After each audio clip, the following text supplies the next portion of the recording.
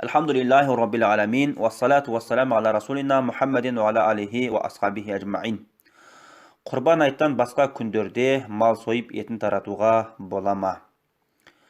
Құрбандық жалпы жақындау деген мағынаны білдіреді. Ал шариғаттағы терминдік мағынасы Алла тағаланың разылығына жақындау ниетімен сойылған малдың аты. Құрбан айт күндері құрбандық шалу жағдайы бар, бас бостандықтағы ақыл есі дұрыс сапарға шықпаған мұсылманға уәжіп.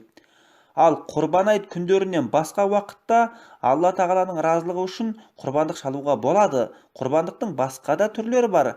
Мысалы, дүниеге сәби келгенде Алла тағаланың нәсіп еткен перзентіне шүкір ретінде шалынатын малға ақиқа құрбандығы делінеді.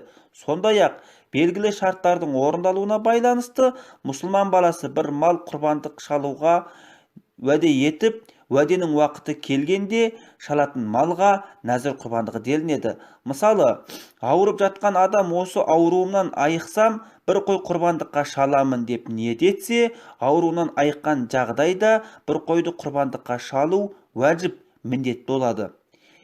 Бірақ нәзір құрбандыққа шалынған малдың етінен шалған адамның өзі де, бала шағалары да, немерелері де, әке-шешелері де, ата-әжелері де жемейді, түгелдей садақа етіледі.